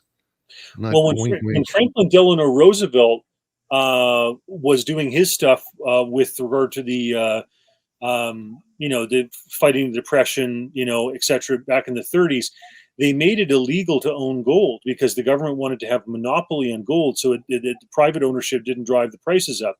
But they never actually, they cajoled a lot of people, they kind of harassed them, but they never actually sent anybody to jail for owning gold. But, the way things are going these days and with Mr. Trudeau, I don't know. I really don't know where that's going to go. How about with all the gun legislation, the buyback? That was a hugely successful program. I think, was it in the gazillions amounts of guns that got turned in for that? Well, I'm sad, to admit that a lot of people gave away or gave up their guns. I believe that guns are equal with freedom, and that private gun ownership is the hallmark of freedom. It's one of the most cherished rights. And if a government doesn't trust you with guns, beware. Bad things are about to happen. And there's a great history of where gun confiscation leads to genocide. And I do a presentation on that. It's very sad. I'll just cover very quickly for those who don't know. I've said this many times on the show, but Australians gave up their guns when the government said, "Give us your guns," and they went, "Okay," because it's going to be safer if we give up our guns. So they all gave up their pistols. And what happened is rapes and home invasions went up 800% in the first 30 days. Now, think about what happens when you give up your guns. The criminals don't give up their guns. And there are bad cops out there. There are psychotic cops out there who they know the law and they know if they commit crimes that all they got to do is say, "Hey guys, it was me. I screwed up. Let me go." And they'll get away with it. So when you can't shoot at someone coming into your house, then you will just end up giving away your stuff, or worse, you'll be giving away your children's chastity to the rapist who wants just that one thing. I'll tell you, it's ridiculous. But we're running a bit low on time here. All righty, so let's get back to our slideshow here. Next slide. Go ahead. What happened here? So this is where it's being done and tested in other places. So on April 18th, 1980, the Zimbabwean dollar was worth more than the US dollar. And subsequent, in 99, 2009, there was a drop in food production, inability to obtain loans, manufacturing fell, year after year after year, excessive money creation, government violence to stifle political opposition, mining declined, banks restricted the ability to withdraw currency. That happens in almost all these situations. And there you had a situation where by 2008, So 28 years later, $1 was the equivalent of 2 billion plus Zimbabwean dollars, right? And Wow. so, Yeah, look at that, 2,621,900. Sorry, is that 2,621,984,228? So one American dollar was worth 2.6 billion. there you go. Yeah, and So didn't they print $1 trillion notes? Yeah, I've got some of those in my collection. That's right. And so the finance minister said in 2015 that the yuan would be their main reserve currency, right? So they're switching over to this digital yuan. Okay. Once Wow. again, you notice China. China's involved in the Wuhan COVID stuff. China's involved in the digital currency, central bank digital currency in Zimbabwe. Okay.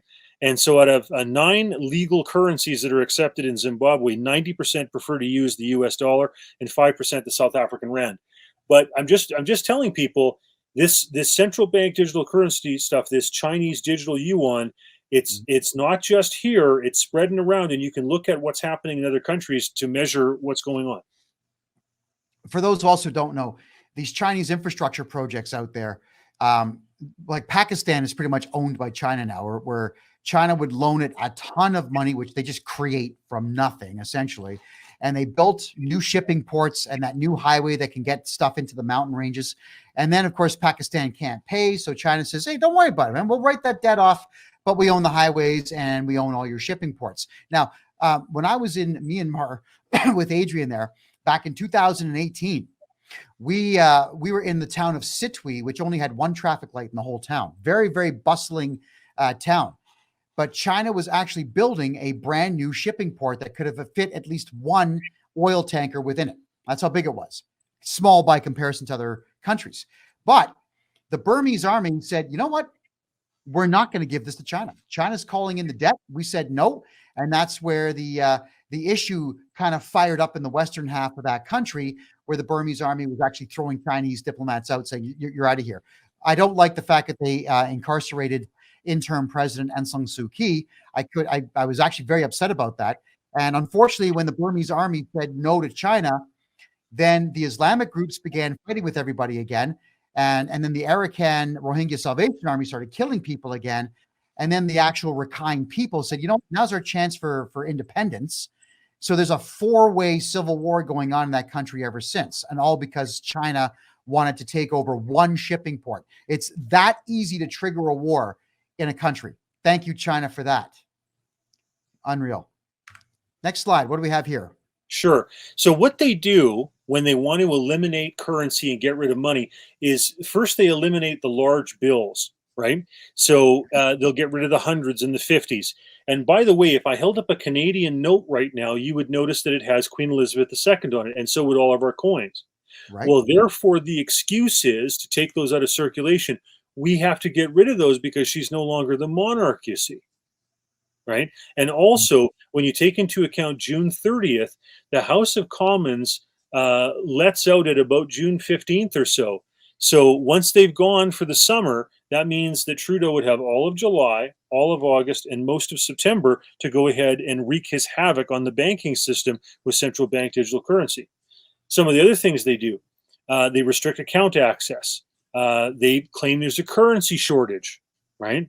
And then, usually in these countries, for example, like Nigeria, was once again following in these Chinese footsteps, like Zimbabwe, with the digital currency, and riots result. You see there a picture with them taking all these small bills in wheelbarrows because all the large bills have been taken out of circulation. That's money in the wheelbarrows? That is money in wheelbarrows, yes.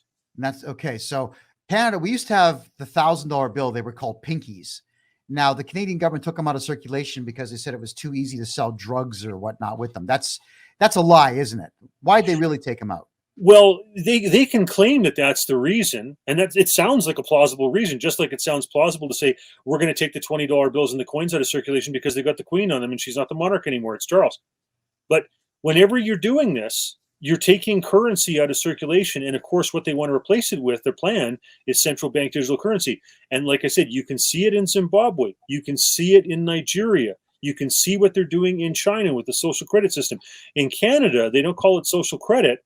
They call it ESG, environmental social governance. So if you are too big a carbon footprint for them, right, then you can have all these things happen, which means they can evaporate your money. They can press an end to it with the press of a button. They can say it expires in 6 months. You have to invest in an electric vehicle or some other such scheme they want you to do.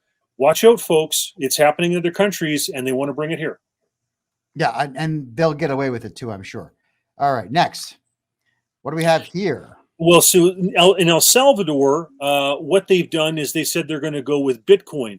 Now, Bitcoin is better than having a central bank digital currency because it's something different. It's not a central bank. But, with central bank digital currency, it's having all of those things that Bitcoin has, but now controlled by a central bank. So, for example, like if I use my card with the Alberta Treasury Branch and I go and buy gasoline or fuel, ATB knows that I bought gasoline and fuel, but they don't have to relate that to the government of Canada. But if we're in central bank digital currency, everything that I do becomes knowledge instantaneously of the Bank of Canada. So if I buy ammunition, if I buy fuel, if I buy condoms, if a woman goes and buys a pregnancy test, all that stuff, once cash is gone, is all traceable, trackable by the central bank. And it's going to kill simple cash exchanges. Of course. Well, yeah, I mean, yard sales, garage sales, it's going to kill that. So everyone's going to get stuck with a whole bunch of stuff that they don't need anymore. Yeah. And they can't even sell it because there's no way to tap for it. Right? Yeah, that's right. Alexa with Rebel Media did an expose, a segment about that, where when a homeless person, for example, is begging for change to buy a coffee or whatever type of thing, you don't have that to give them, right? What happens to the people that don't normally have bank accounts? The homeless, for example, what do? Yeah. Well, the other one, Rob, is that, in Calgary, I was living there for almost 3 years. There was a couple of nights we went out and we spoke to the homeless. We interviewed a lot of them just to get a sense of the city. And then we also spoke to a lot of the prostitutes out there, and none of them have bank accounts. They don't have Coho cards. They don't have Tangerine accounts. They have no way to get paid for their services aside from cash. So that industry is going to dry up. And there's a problem with that. Some of these people, and I feel horrible for the ones that have to do this for a living. I really do. But they're not going to make any money anymore. How do they make money with no skills? That's all they know. The other thing is going to be that every single time a society has removed prostitution from its society, rapes skyrocket because prostitutes keep the perverts, the crazies at bay. It's a bad move. It's a very, very bad move. I'll also say this, like, I'm not going to justify prostitution, but I will say this, that if you understand the history of incest, a huge proportion of women who are engaged in either pornography or prostitution have been the victims of sexual assault and incest with a step family member or a family member or what have you. And so you have to understand that in their mind, having sex with a stranger for money is better than having sex with a relative for free. And I know that is a profound and ugly thought, but that is the reality of how this, psychologically works sometimes. And there'll be many profound consequences with a central bank digital currency. Many of which we haven't even addressed or thought of yet. Mm-hmm. Correct. All right, next slide. So what's going on here? Well, this just goes to show that central bank digital currency, I mean, obviously the Chinese benefit from this. Obviously, control freak governments benefit from this. Any dictator who wants to be able to set a fixed exchange rate with other countries so that their money doesn't flood out because their citizens don't trust them benefits from this. And this Klaus Schwab character, this World Economic Forum, I think we've all learned a great deal about some of these characters in the last few years since COVID reared its head. I have books in my library that were printed in 2002 about the coming reset in 2030. So some of these characters have been plotting some of this stuff for decades.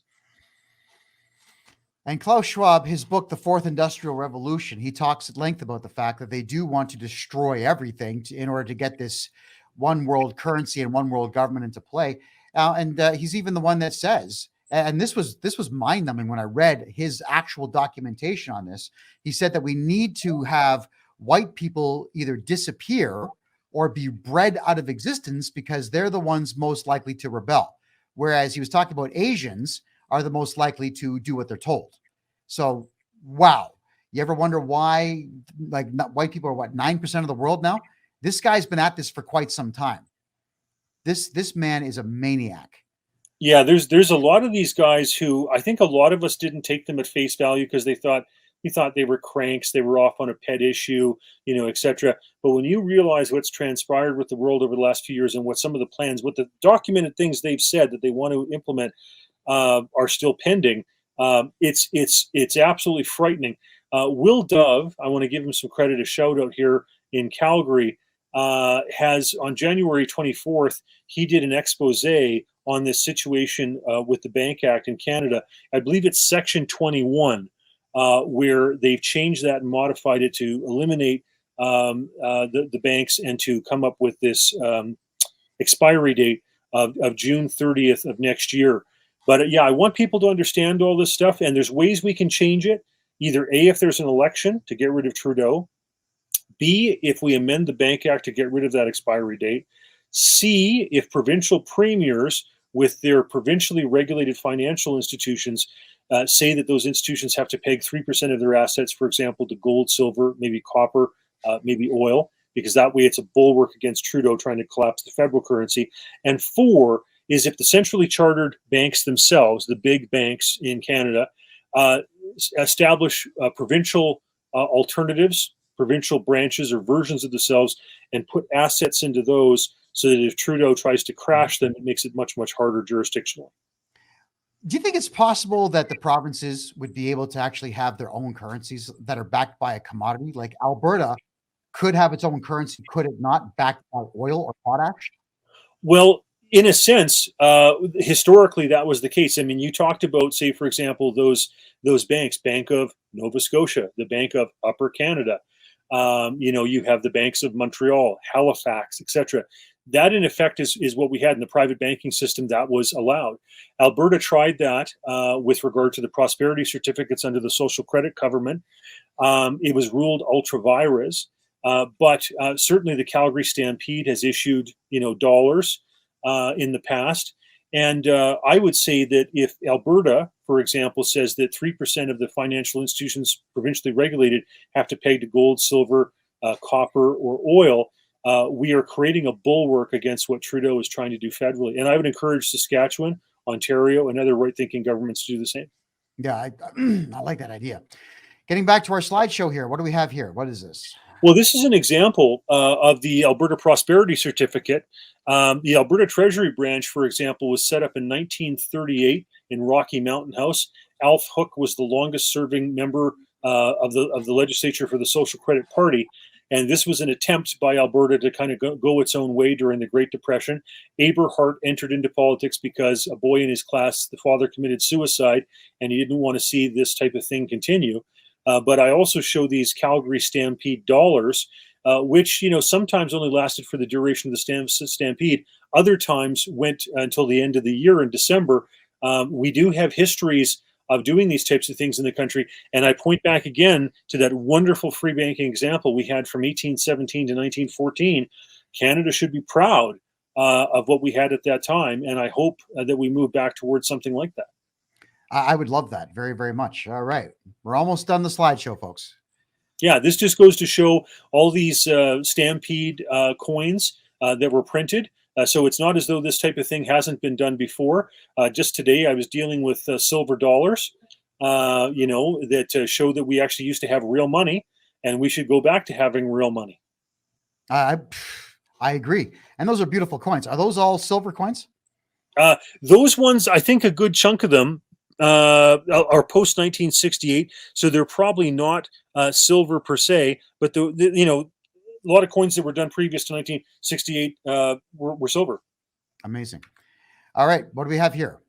Well, this is just an example of the provincially incorporated financial institutions. So their mandate is to operate in a safe and sound manner.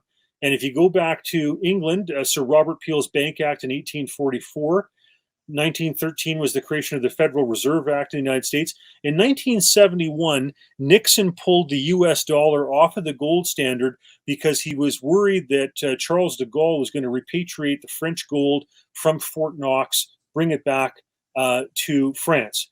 But I think there's always a reckoning when you move away from the gold standard. So when these first were brought in, you had to have 25% of your assets tied to gold. Eventually, when it was revoked in 71 in the United States, it was down to 3%.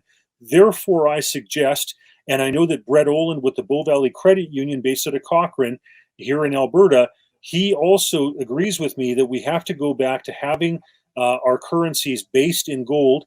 He himself, his bank is committing to 10% of its assets being in gold. But we agree that if you had all the Alberta institutions commit to 3% in gold, silver, copper, or something like oil, it provides something real as the backing for the currency. Well, that's something I've wanted to see for quite some time. And as far as I understand, this is what had Muammar Gaddafi murdered, because he was actually talking about forming an African currency that was going to be backed by oil and gold. He was talking about both.